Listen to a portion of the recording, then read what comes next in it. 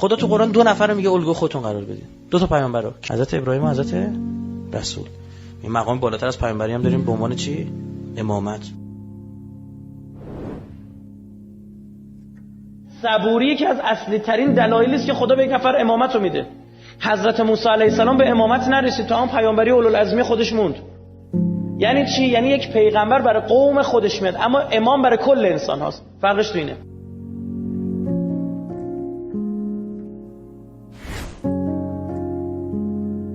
ابراهیم اینجا با آزمون سربریدن اسماعیل به یه مقام بالاتر از پیامبری اولوالعزمی میرسه که قرآن میگه انی جاعلک للناس اماما. گو امام شدی تازه.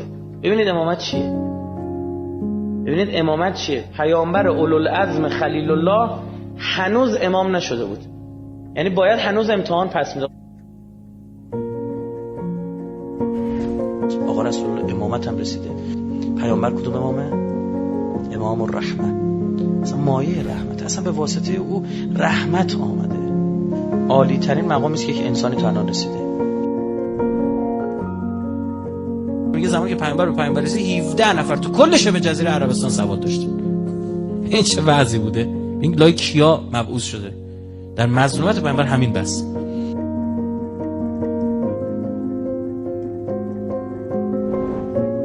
وقتی پیامبر خطاب به مشرکین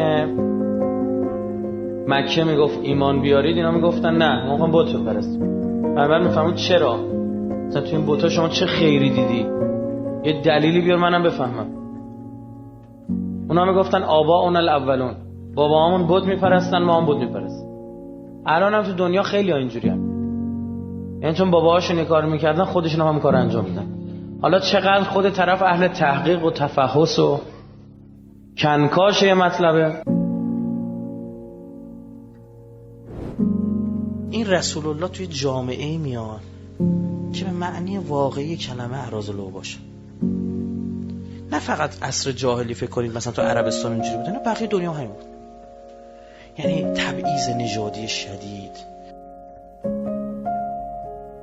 بعد چقدر مهربون بود با اینا. می اومدن جلوی پیامبر میشستن، یه جوری داد میزنن تو صورت پیامبر، مثلا اینقدر فاصله، آب دهانش میپوشن رو صورت پیامبر. این نصف شب درو وا میکردن میاد خونه پیامبر. 3 ساعت 4 ساعت میشستن. اینقدر مهربون بود، با لبخند نمیشه. آیه قرآن اومد گفت حیا کنید.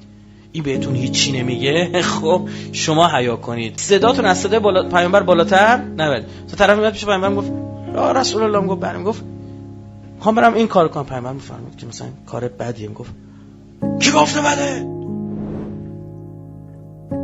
یه سری گلو برمی داشتن توش خار میذاشتن، توی گل گرد درست میکردن، خار میذاشتن میدادن به این بچه‌ها. اینا با یه چیزی مثل فلاخون مانندی داشتن که دستشون هم نخوره، یه پرت میکردن سمت پیامبر، میخورد به بدن مبارک. بعد فهم کن چیکار میکرد پیامبر؟ اینا رو برمی داشت جمع میکرد، به این بچه‌ها میگفت دوباره نرید اینا رو درست بکنید، یه وقت خودتون ای درست میکنید به دستتون بخورید، بیاد همینا رو دوباره به من بزنید. بوی عطر پیامبر میفهمیدن، میپیچید تو کوچه بوی عطر حضرت. از بلند سلام کردنش آرزو به دل موندن مسلمونا که یک بار بتونن به پیامبر زودتر سلام کنن. حضرت میگفت ای کسی که پشت دیوار قایم شدی به من سلام بدی، سلام علیک. اینقدر مهربون بود. یه روز اومدن دیدن مسجد پیامبر نیست. ای رسول الله کو؟ برید ببین تو راه دیدن 2 تا بچه سوار پیغمبر تو کوچه داره 4 دست و پا میره براش. 2 نفری هم سوار شدن نامردا. بعد اومدن بزن تحت کله این گور به گوریا بندازنشون پایین. پیامبر گفت دست نزنید، من مرکب اینا. تو چیکار کنیم؟ گفت اینا منو به عنوان مرکبشون اختیار کردم، بعد راضیشون کن. یه نامردی بود، این محتویات شکمبه گوسفند رو میریخت یا گاو و شتر رو میریخت رو سر پیامبر. بعد میومد جلوتر سنگ میزنن. و چند سال ازت تو مکه است؟ 13 سال تو مکه است.